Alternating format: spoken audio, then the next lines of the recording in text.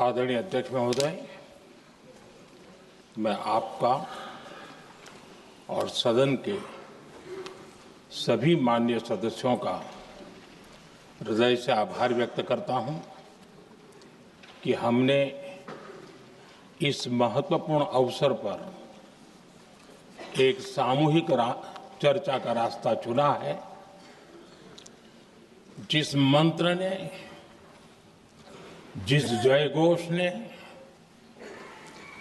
देश की आजादी के आंदोलन को ऊर्जा दी थी, प्रेरणा दी थी,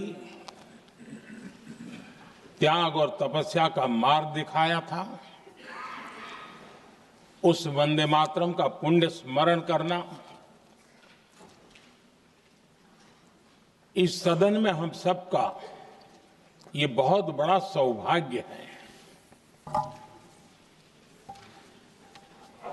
और हमारे लिए गर्व की बात है कि वंदे मातरम के 150 वर्ष निमित्त इस ऐतिहासिक अवसर के हम साक्षी बन रहे हैं।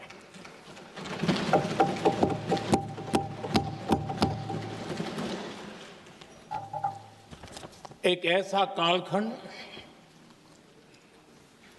जो हमारे सामने इतिहास की अनगिनत घटनाओं को अपने सामने लेकर के आता है। ये चर्चा सदन की प्रतिबद्धता को तो प्रकट करेगी, लेकिन आने वाली पीढ़ियों के लिए भी, दर पीढ़ी के लिए भी ये शिक्षा का कारण बन सकती है, अगर हम सब मिलकर के इसका सदुपयोग करें तो। आदरणीय अध्यक्ष जी, एक ऐसा कालखंड है जब इतिहास के कई प्रेरक अध्याय फिर से हमारे सामने उजागर हुए हैं। अभी अभी हमने हमारे संविधान के 75 वर्ष गौरवपूर्व मनाए हैं। आज देश सरदार वल्लभ भाई पटेल की और भगवान बिरसा मुंडा की 150वीं जयंती भी मना रहा है।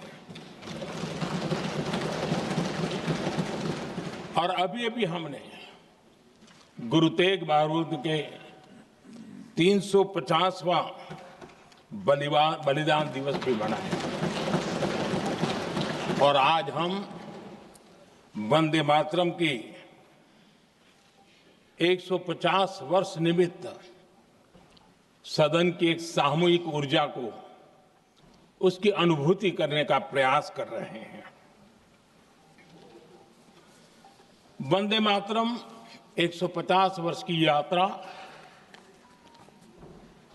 अनेक पड़ावों से गुजरी है, लेकिन आदरणीय अध्यक्ष जी,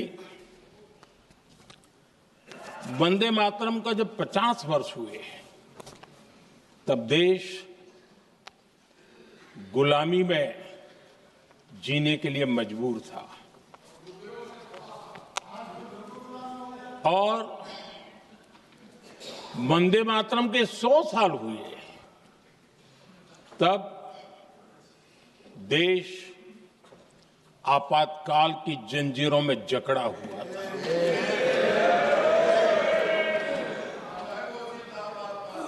जब वंदे मातरम 100 साल के अत्यंत उत्तम पर्व था, तब भारत के संविधान का गला घोंट दिया गया था।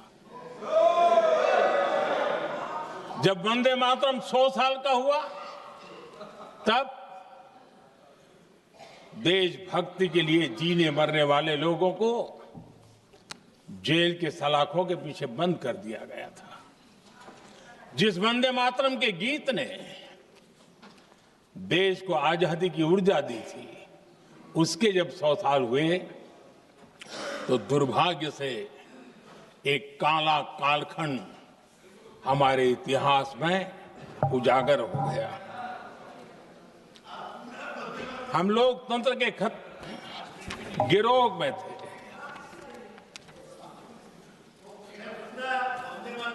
आदरणीय अध्यक्ष जी, 150 वर्ष उस महान अध्याय को, उस गौरव को पुनः स्थापित करने का अवसर है और मैं मानता हूं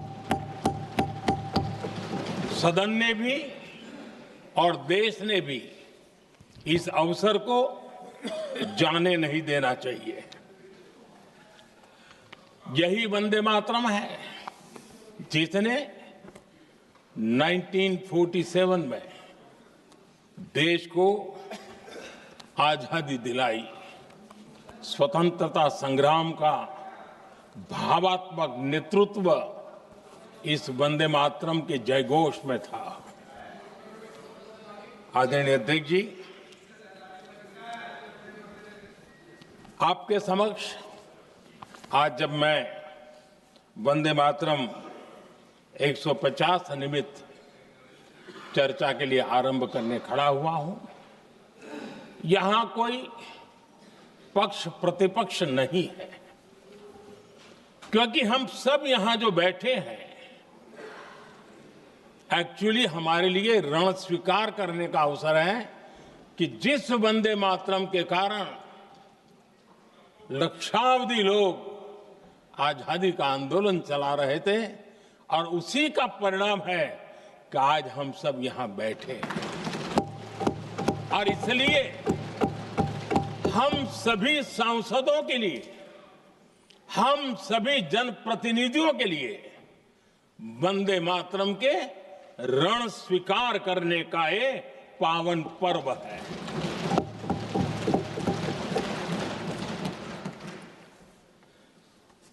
और इससे हम प्रेरणा लेकर के वंदे मातरम की जिस भावना ने देश की आजादी का जंग लड़ा, उत्तर दक्षिण पूर्व पश्चिम पूरा देश एक स्वर से वंदे मातरम बोल के आगे बढ़ा। फिर से एक बार अवसर है, आओ हम सब मिल के चले, देश को साथ लेके चले। आजादी के दीवानों ने जो सपने देखे थे उन सपनों को पूरा करने के लिए वंदे मातरम 150 हम सबकी प्रेरणा बने, हम सबकी ऊर्जा बने और देश आत्मनिर्भर बने। 2047 में विकसित भारत बना करके हम रहे, इस संकल्प को दोहराने के लिए ये वंदे मातरम हमारे लिए एक बहुत बड़ा अवसर है। आदरणीय अध्यक्ष जी, दादा तबीयत तो ठीक है ना? नहीं, कभी कभी इस उम्र में हो जाता है। आदरणीय अध्यक्ष जी, वंदे मातरम की इस यात्रा की शुरुआत बंकिम चंद्र जी ने 1875 में की थी और गीत ऐसे समय लिखा गया था जब 1857 के स्वातंत्र संग्राम के बाद अंग्रेज सल्तनत बौखलाई हुई थी, भारत पर भांति भांति के दबाव डाल रही थी, भांति भांति के जुल्म कर रही थी और भारत के लोगों को मजबूर किया जा रहा था अंग्रेजों के द्वारा। और उस समय उनका जो राष्ट्रीय गीत था, गॉड सेव द क्वीन, इसको भारत में घर घर पहुंचाने का एक षड्यंत्र चल रहा था। ऐसे समय बंकिम दा ने चुनौती दी और ईंट का जवाब पत्थर से दिया और उसमें से वंदे मातरम का जन्म हुआ।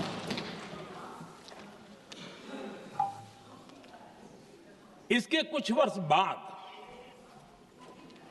1882 में जब उन्होंने आनंद मठ लिखा तो इस गीत का उसमें समावेश किया गया। आदरणीय अध्यक्ष जी, वंदे मातरम ने उस विचार को पुनर्जीवित किया था जो हजारों वर्ष से भारत की रग रग में रचा बसा था। उसी भाव को, उसी संस्कारों को, उसी संस्कृति को, उसी परंपरा को उन्होंने बहुत ही उत्तम शब्दों में, उत्तम भाव के साथ वंदे मातरम के रूप में हम सबको बहुत बड़ी सौगात दी थी। वंदे मातरम ये सिर्फ केवल राजनीतिक आजादी की लड़ाई का मंत्र नहीं था। सिर्फ हम अंग्रेज जाए और हम खड़े हो जाए, अपने राह पर चले, इतने मात्र तक वंदे मातरम प्रेरित नहीं करता था, उससे कहीं आगे था। आजादी की लड़ाई इस मातृभूमि को मुक्त कराने का भी जंग था। अपनी मां भारती को उन बेड़ियों से मुक्ति दिलाने का एक पवित्र जंग था।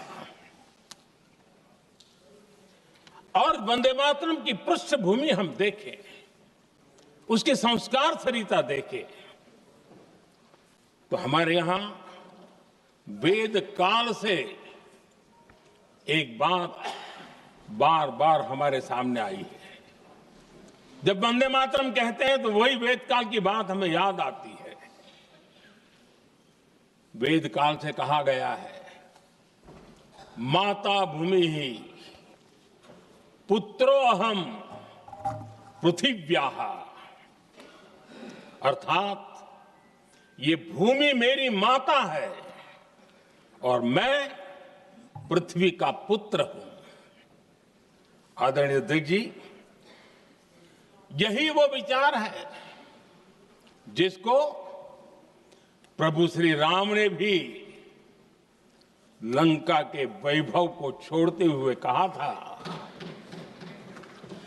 जननी जन्मभूमिश्च स्वर्गादपि गरीयसी।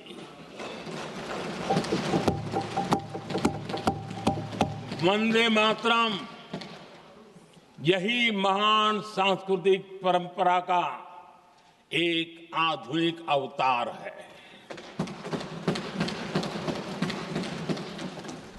आदरणीय अध्यक्ष जी, बंकिम दा ने जब वंदे मातरम की रचना की तो स्वाभाविक ही वो स्वतंत्रता आंदोलन का स्वर बन गया। पूरब से पश्चिम, उत्तर से दक्षिण, वंदे मातरम हर भारतीय का संकल्प बन गया। इसलिए वंदे मातरम की स्तुति में लिखा गया था, मातृभूमि स्वतंत्रता की वेदिका पर मदोमय, मातृभूमि स्वतंत्रता की वेदिका पर मोदमय, स्वार्थ का बलिदान है यह शब्द है वंदे मातरम।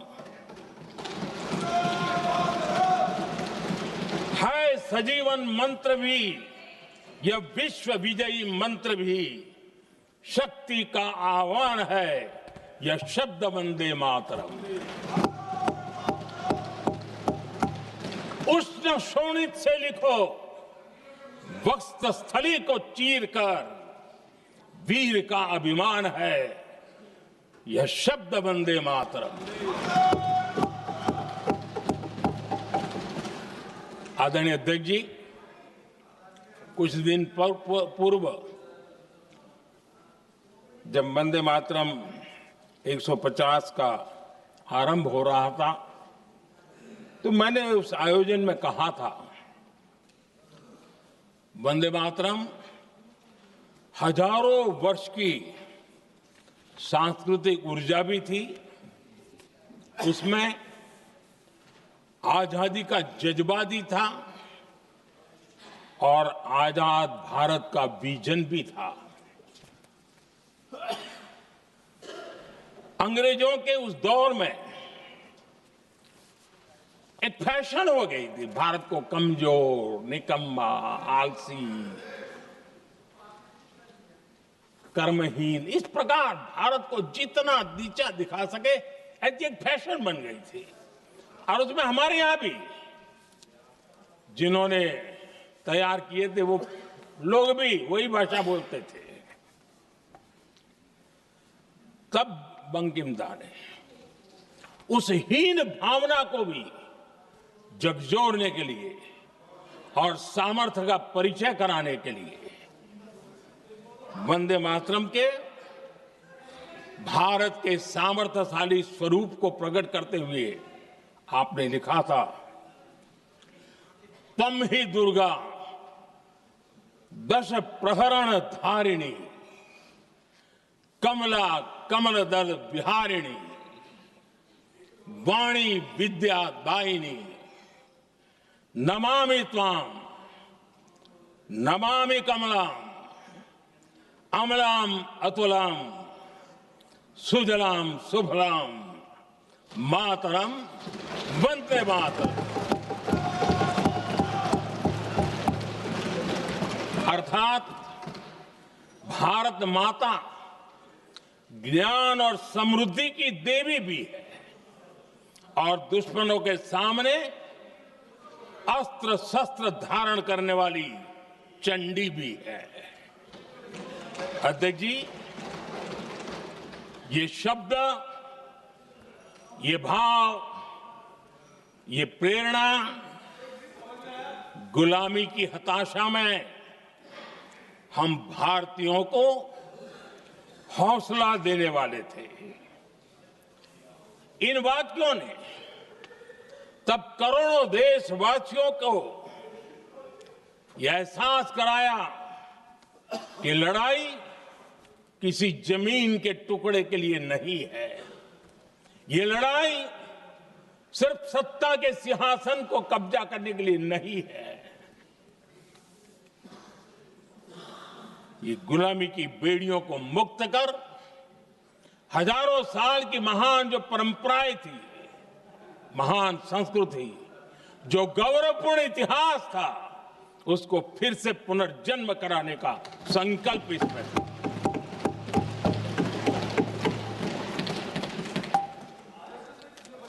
आदरणीय अध्यक्ष जी,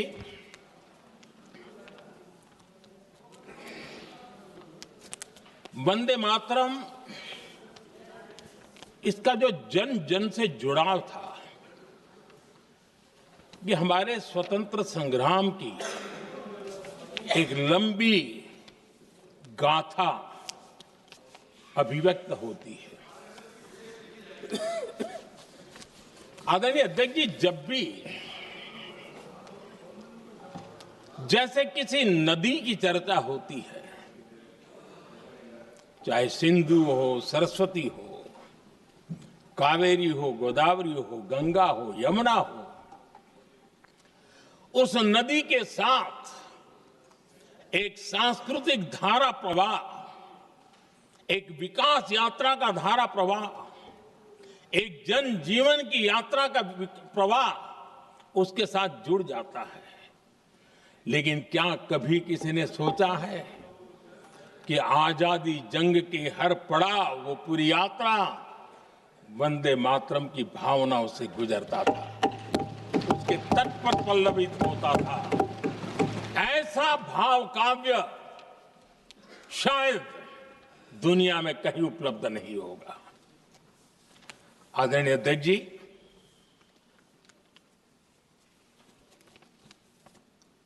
अंग्रेज समझ चुके थे कि 1857 के बाद लंबे समय तक भारत में टिकना उनके लिए मुश्किल लग रहा था। और जिस प्रकार से वो अपने सपने लेकर के आए थे, तब उनको लगा कि जब तक भारत को बांटेंगे नहीं, जब तक भारत को टुकड़ों में नहीं बांटेंगे, भारत में ही लोगों को एक दूसरे से लड़ाएंगे नहीं, तब तक यहां राज करना मुश्किल है। और अंग्रेजों ने बांटो और राज करो इस रास्ते को चुना और उन्होंने बंगाल को इसकी प्रयोगशाला बनाया, क्योंकि अंग्रेज भी जानते थे वो एक वक्त था जब बंगाल का बौद्धिक सामर्थ्य देश को दिशा देता था, देश को ताकत देता था, देश को प्रेरणा देता था। और इसलिए अंग्रेज भी चाहते थे कि बंगाल का ये जो सामर्थ्य है वो पूरे देश की शक्ति का एक प्रकार से केंद्र बिंदु है। और इसलिए अंग्रेजों ने सबसे पहले बंगाल के टुकड़े करने की दिशा में काम किया और अंग्रेजों का मानना था कि एक बार बंगाल टूट गया तो ये देश भी टूट जाएगा और वो यावत चंद्र दिवाकरो राज करते रहेंगे, ये इनकी सोच थी। 1905 में अंग्रेजों ने बंगाल का विभाजन किया, लेकिन जब अंग्रेजों ने 1905 में ये पाप किया तो वंदे मातरम चट्टान की तरह खड़ा रहा।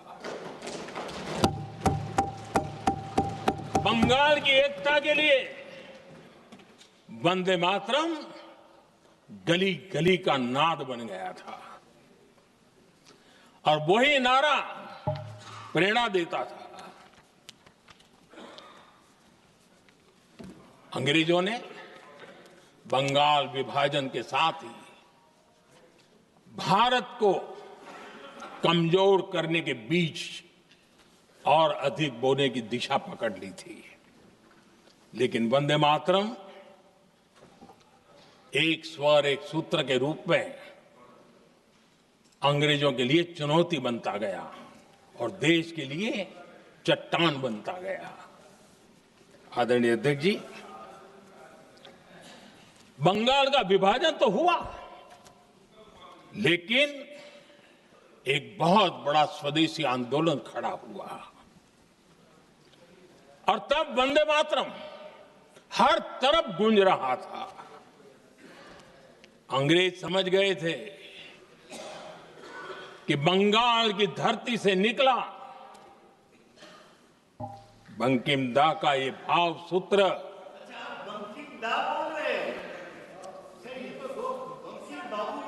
बंकिम बाबू बोले। अच्छा, thank you thank you thank you thank you thank you, आपकी भावनाओं के लिए मैं आदर करता हूं। बंकिम बाबू ने थैंक यू दादा, थैंक यू। हाँ, आपको तो दादा कह सकता हूं ना, वरना उसमें भी आपको इतराज हो जाएगा। बंकिम बाबू ने ये जो भाव विश्व तैयार किया था, उनके भाव गीत के द्वारा उन्होंने अंग्रेजों को हिला दिया और अंग्रेजों ने देखिए कितनी कमजोरी होगी और इस गीत की ताकत कितनी होगी। अंग्रेजों ने उसको कानूनी रूप से प्रतिबंध लगाने के लिए मजबूर होना पड़ा था।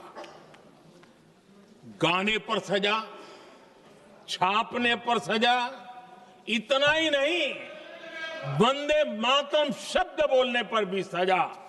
इतने कठोर कानून लागू कर दिए गए थे। हमारे देश की आजादी के आंदोलन में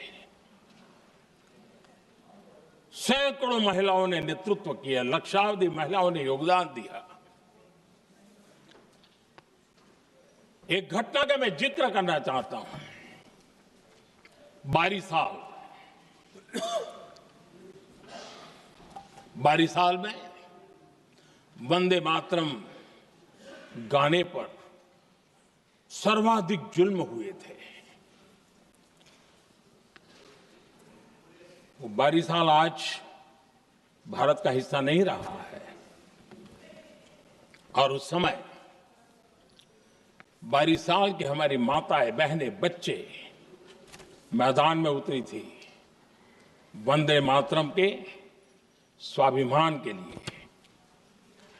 इस प्रतिबंध के विरोध में लड़ाई के मैदान में उतरी थी और तब बारिशाल की एक वीरांगना श्रीमती सरोजिनी बोस, जिन्होंने उस जमाने में वहां की भावना को देखिए और उन्होंने कहा था कि वंदे मातरम जो प्रतिबंध लगा है, जब तक ये प्रतिबंध नहीं हटता है मैं अपनी चूड़ियां जो पहनती हूं निकाल दूंगी। भारत में वो एक जमाना था, चूड़ी निकालना यानी महिला के जीवन की एक बहुत बड़ी घटना हुआ करती। लेकिन उनके लिए वंदे मातरम की वो भावना थी, उन्होंने अपनी सोने की चूड़ियां, जब तक वंदे मातरम प्रतिबंध नहीं हटेगा मैं दोबारा नहीं धारण करूंगी, ऐसा बड़ा व्रत ले लिया था। हमारे देश के बालक भी पीछे नहीं रहे थे। उनको कोड़े की सजा होती थी, छोटी छोटी उम्र में उनको जेल में बंद कर दिया जाता। और उन दिनों खास करके बंगाल की गलियों में लगातार वंदे मातरम के लिए प्रभात फेरियां निकलती थी। अंग्रेजों के नाक को दम कर दिया था। और उस समय गीत गूंजता था बंगाल में, जाए जाबे जीवोनो चोले, जाए जाबे जीवोनो चोले, जोगो तो माजे तोमार काजे वंदे मातरम बोले। अर्थात हे मां, संसार में तुम्हारा काम करते और वंदे मातरम कहते जीवन भी चला जाए तो वो जीवन भी धन्य है। ये बंगाल की गलियों में बच्चे कह रहे हैं। ये गीत उन बच्चों की हिम्मत का स्वर था और उन बच्चों की हिम्मत ने देश को हिम्मत दी थी। बंगाल की गलियों से निकली आवाज देश की आवाज बन गई थी।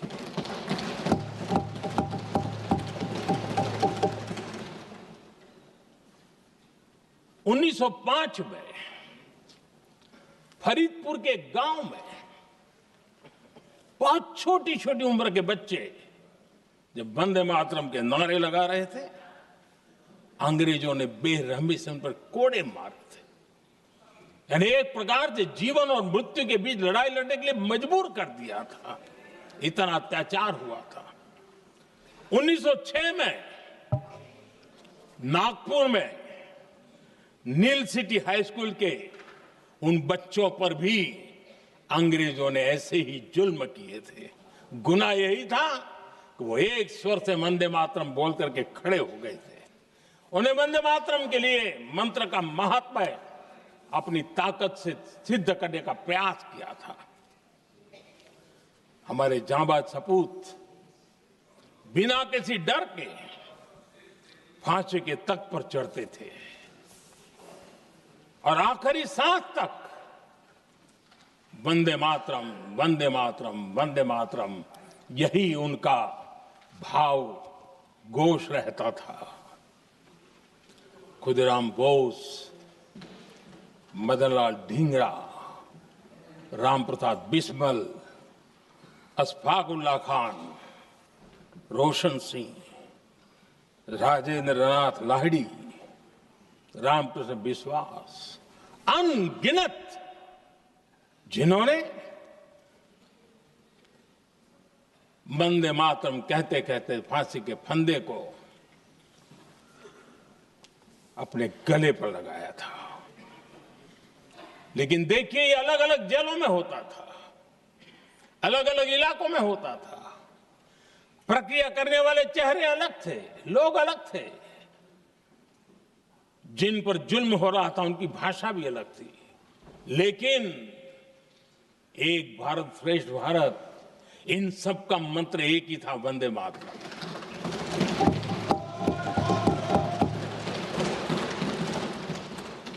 चटगांव की स्वराज क्रांति, जिन युवाओं ने अंग्रेजों को चुनौती दी, वे भी इतिहास के चमकते हुए नाम है। हरगोपाल बाग, पुलिन विकास घोष, त्रिपुर सेन, इन सब ने देश के लिए अपना बलिदान दिया। मास्टर सूर्यसेन को 1934 में जब फांसी दी गई, तब उन्होंने अपने साथियों को एक पत्र लिखा और पत्र में एक ही शब्द की गूंज थी और वो शब्द था वंदे मातरम।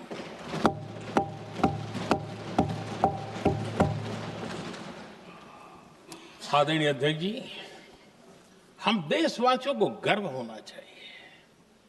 दुनिया के इतिहास में कहीं पर भी ऐसा कोई काव्य नहीं हो सकता, ऐसा कोई भावगीत नहीं हो सकता जो सदियों तक एक लक्ष्य के लिए कोटि कोटि जनों को प्रेरित करता हो और जीवन आहूत करने के लिए निकल पड़ते हो। दुनिया में ऐसा कोई भावगीत नहीं हो सकता जो वंदे मातरम। पूरे विश्व को पता होना चाहिए कि गुलामी के कालखंड में भी ऐसे लोग हमारे यहां पैदा होते थे जो इस प्रकार के भावगीत की रचना कर सकते थे। ये विश्व के लिए अजूबा है, हमें गर्व से कहना चाहिए, तब दुनिया भी मानना शुरू करेगी। ये हमारी स्वतंत्रता का मंत्र था, ये बलिदान का मंत्र था, ये ऊर्जा का मंत्र था, ये सात्विकता का मंत्र था, ये समर्पण का मंत्र था, ये त्याग और तपस्या का मंत्र था, संकटों को सहने का सामर्थ्य देने का ये मंत्र था, और वो मंत्र वंदे मातरम था। और इसलिए गुरुदेव रविंद्रनाथ टैगोर ने लिखा था, उन्होंने लिखा था, एकी सूत्रे बांधी आछी सोहोस्टोटी मौन, एक ही कार्य सौंपी आची सहस्त्र जीवन वंदे मातरम। अर्थात एक सूत्र में बंधे हुए सहस्त्र मन, एक ही कार्य में अर्पित सहस्त्र जीवन वंदे मातरम। ये रविंद्रनाथ टैगोर जी ने लिखा। आदरणीय अध्यक्ष जी, उसी कालखंड में वंदे मातरम की रिकॉर्डिंग दुनिया के अलग अलग भागों में पहुंची और लंदन में जो क्रांतिकारियों की एक प्रकार से तीर्थ भूमि बन गया था, वो लंदन का इंडिया हाउस, वीर सावरकर जी ने वहां वंदे मातरम गीत, और वहां ये गीत बार बार गूंजता था। देश के लिए जीने मरने वालों के लिए वो एक बहुत बड़ा प्रेरणा का अवसर रहता था। उसी समय बिपिन चंद्र पाल और महर्षि अरविंद घोष, उन्होंने अखबार निकाले, उस अखबार का नाम भी उन्होंने वंदे मातरम रखा। यानी डगर डगर पर अंग्रेजों की नींद हराम करने के लिए वंदे मातरम काफी हो जाता था, और इसलिए उन्होंने इस नाम रखा। अंग्रेजों ने अखबारों पर रोक लगा दी,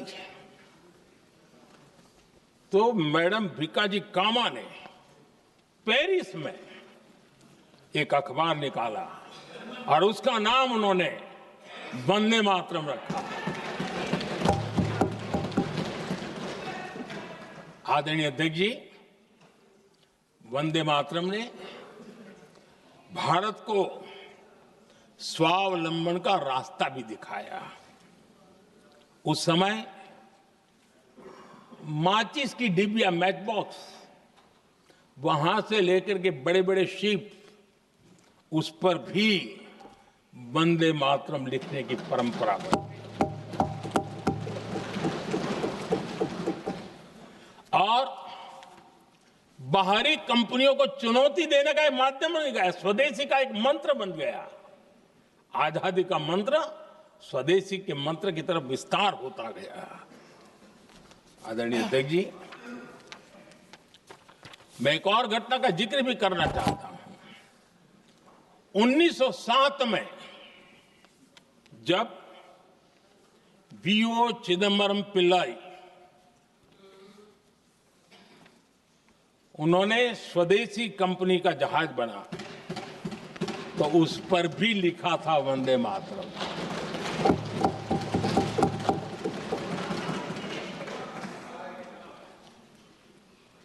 राष्ट्र कवि सुब्रमण्य भारती ने वंदे मातरम को तमिल में अनुवाद किया, स्तुति गीत लिखे। उनके कई तमिल देशभक्ति गीतों में वंदे मातरम की श्रद्धा साफ साफ नजर आती है।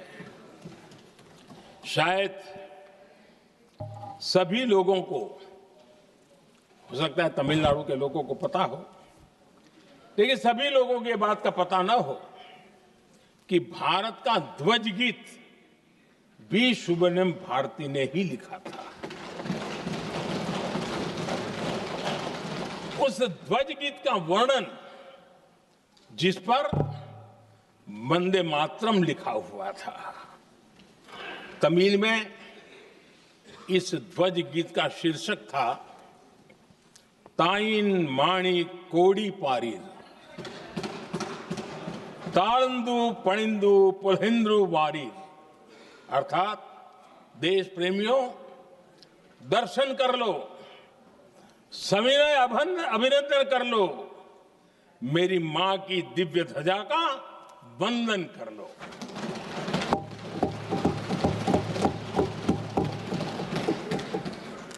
आदरणीय अध्यक्ष महोदय, मैं आज इस सदन में वंदे मातरम पर महात्मा गांधी की भावनाएं क्या थी, वो भी रखना चाहता हूं। दक्षिण अफ्रीका से प्रकाशित एक साप्ताहिक पत्रिका निकलती थी, इंडियन ओपिनियन, और इस इंडियन ओपिनियन में महात्मा गांधी ने 2 दिसंबर 1905 जो लिखा था, उसको मैं कोट कर रहा हूं। उन्होंने लिखा था, महात्मा गांधी ने लिखा था, गीत वंदे मातरम जिसे बंकिम चंद्र ने रचा है, पूरे बंगाल में अत्यंत लोकप्रिय हो गया है। स्वदेशी आंदोलन के दौरान बंगाल में विशाल सभाएं हुई, जहां लाखों लोग इकट्ठा हुए और बंकिम का यह गीत गाया। गांधी जी आगे लिखते हैं, ये बहुत महत्वपूर्ण है। वो लिखते हैं, ये 1905 की बात है। उन्होंने लिखा, यह गीत इतना लोकप्रिय हो गया है जैसे ये हमारा नेशनल एंथम बन गया है।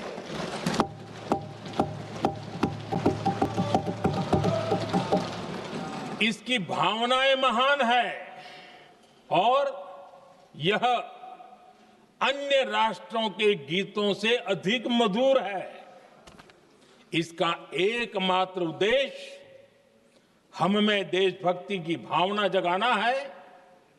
यह भारत को मां के रूप में देखता है और उसकी स्तुति करता है। अध्यक्ष जी, जो वंदे मातरम 1905 में महात्मा गांधी को नेशनल एंथम के रूप में दिखता था, देश के हर कोने में, हर व्यक्ति के जीवन में जो भी देश के लिए जीता जानता, देश के लिए जागता था, उन सब के लिए वंदे मातरम की ताकत बहुत बड़ी थी। वंदे मातरम इतना महान था, जिसकी भावना इतनी महान थी, तो फिर पिछली सदी में इसके साथ इतना बड़ा अन्याय क्यों हुआ?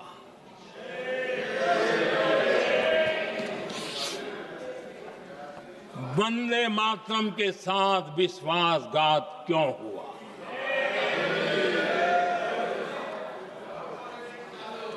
ये अन्याय क्यों हुआ? वो कौन सी ताकत थी जिसकी इच्छा खुद पूज्य बापू की भावनाओं पर भी भारी पड़ गई, जिसने वंदे मातरम जैसी पवित्र भावना को भी विवादों में घसीट दिया? मैं समझता हूं कि आज जब हम वंदे मातरम के 150 वर्ष का पर्व मना रहे हैं, चर्चा कर रहे हैं, तो हमें उन परिस्थितियों को भी हमारी नई पीढ़ियों को जरूर बताना हमारा दायित्व है, जिससे के वजह से वंदे मातरम के साथ विश्वासघात किया गया। वंदे मातरम के प्रति मुस्लिम लीग की विरोध की राजनीति तेज होती जा रही थी।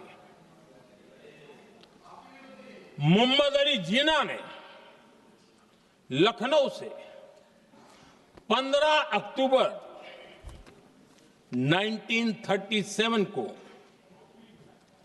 वंदे मातरम के विरुद्ध का नारा बुलंद किया। फिर कांग्रेस के तत्कालीन अध्यक्ष जवाहरलाल नेहरू को अपना सिंहासन डोलता दिखा। बजाय कि नेहरू जी मुस्लिम लीग के आधारहीन बयानों को तगड़ा जवाब देते, करारा जवाब देते, मुस्लिम लीग के बयानों की निंदा करते,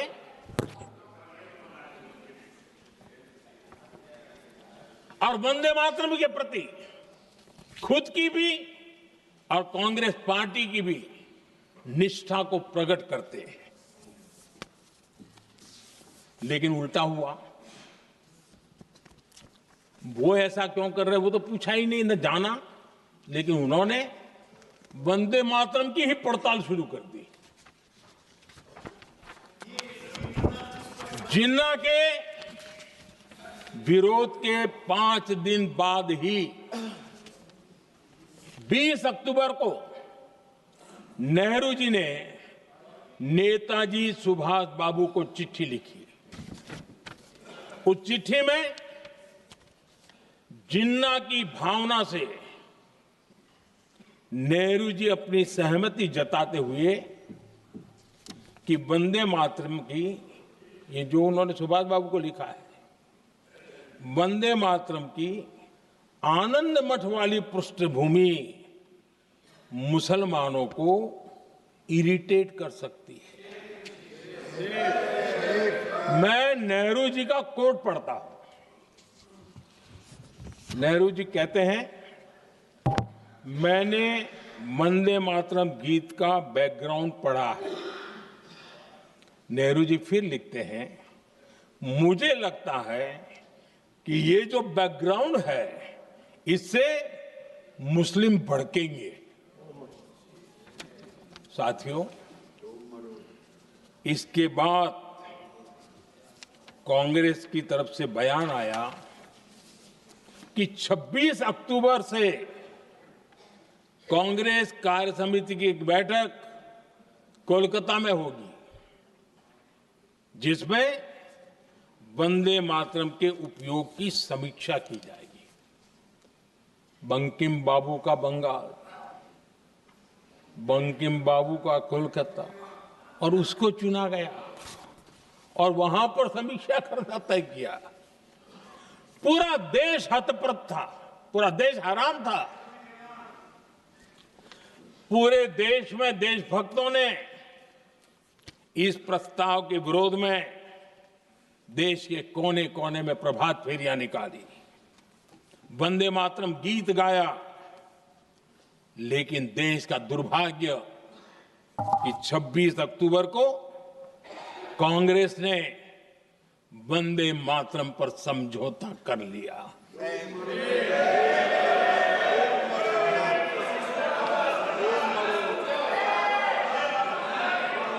वंदे मातरम के टुकड़े करने के फैसले में, वंदे मातरम के टुकड़े कर दिए। उस फैसले के पीछे नकाब ये पहना गया, चोला ये पहना गया कि ये तो सामाजिक सद्भाव का काम है। लेकिन इतिहास इस बात का गवाह है कि कांग्रेस ने मुस्लिम लीग के सामने घुटने टेक दिए और मुस्लिम लीग के दबाव में किया। और कांग्रेस का ये तुष्टीकरण की राजनीति को साधने का एक तरीका था। आदरणीय अध्यक्ष जी,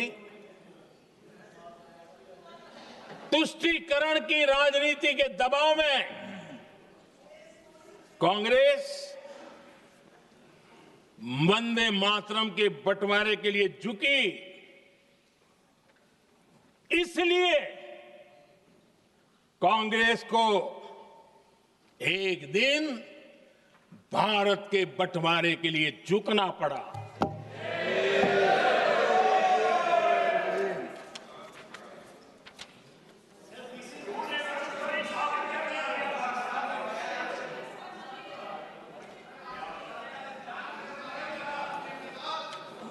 मुझे लगता है कांग्रेस ने आउटसोर्स कर दिया है।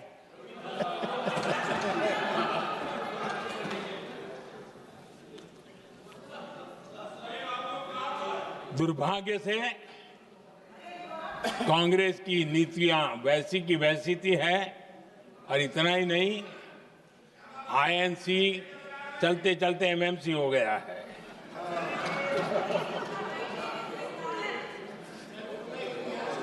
आज भी कांग्रेस और उसके साथी और जिन जिन के नाम साथ कांग्रेस जुड़ा हुआ है, सब वंदे मातरम पर विवाद खड़ा करने की कोशिश करते हैं। आदरणीय अध्यक्ष महोदय, किसी भी राष्ट्र का चरित्र, उसकी जीवटता,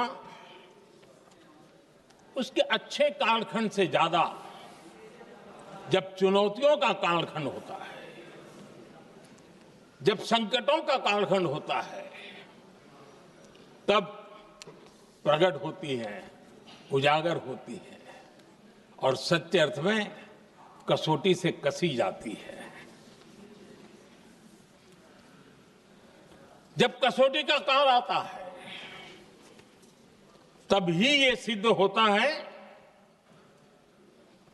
कि हम कितने दृढ़ हैं, कितने सशक्त हैं, कितने सामर्थ्यवान हैं। 1947 में देश आजाद होने के बाद देश की चुनौतियां बदली, देश की प्राथमिकताएं बदली, लेकिन देश का चरित्र, देश की जीवटता वही रही, वही प्रेरणा मिलती रही। भारत पर जब जब संकट आए, देश हर बार वंदे मातरम की भावना के साथ आगे बढ़ा।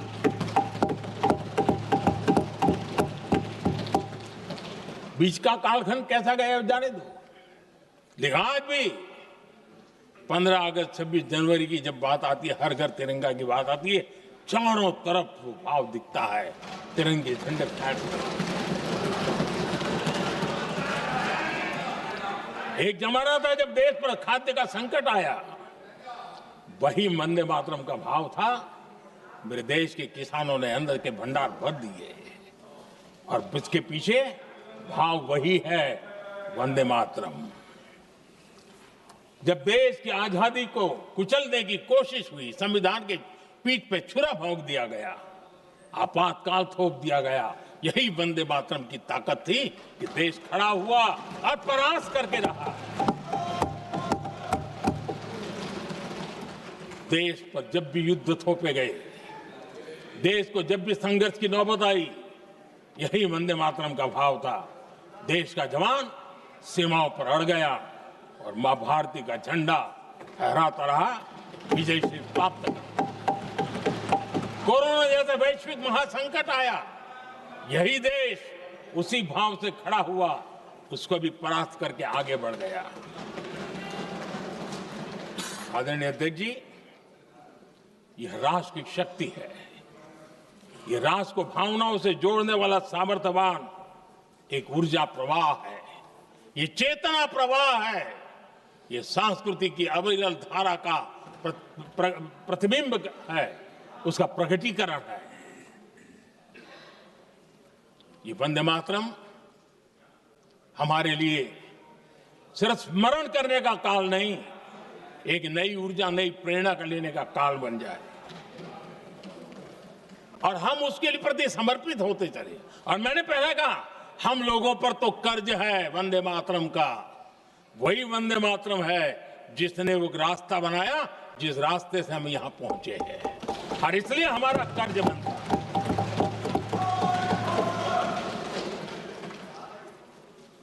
भारत हर चुनौतियों को पार करने में सामर्थ है।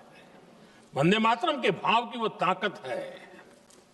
वंदे मातरम ये सिर्फ गीत या भावगीत नहीं, ये हमारे लिए प्रेरणा है।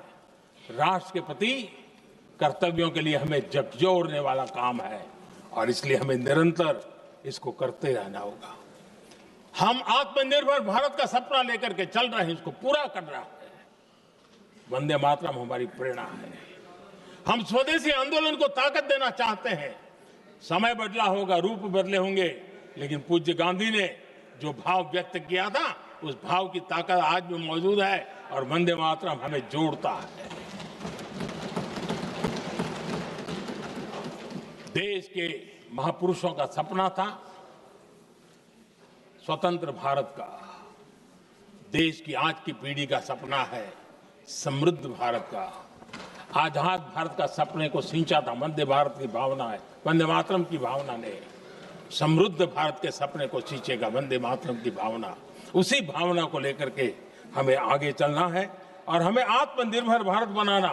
2047 में देश विकसित भारत बन के रहे। अगर आजादी के 50 साल पहले कोई आजाद भारत का सपना देख सकता था, तो 25 साल पहले हम भी तो समृद्ध भारत का सपना देख सकते हैं, विकसित भारत का सपना देख सकते हैं और इस सपने के लिए अपने आप को खपा भी सकते हैं। इसी मंत्र, इसी संकल्प के साथ वंदे मातरम हमें प्रेरणा देता रहे। वंदे मातरम का हम रण स्वीकार करें, वंदे मातरम की भावना को लेकर के चले, देशवासियों को साथ लेकर के चले, हम सब मिलकर के चले, इस सपने को पूरा करें। इसी एक भाव के साथ ये चर्चा का आज आरंभ हो रहा है। मुझे पूरा विश्वास है कि दोनों सदनों में देश के अंदर वो भाव भरने वाला कारण बनेगा, देश को प्रेरित करने वाला कारण बनेगा, देश की नई पीढ़ी को ऊर्जा देने का कारण बनेगा। इन्हीं शब्दों के साथ आपने मुझे अवसर दिया, मैं आपका बहुत बहुत आभार व्यक्त करता हूं। बहुत बहुत धन्यवाद।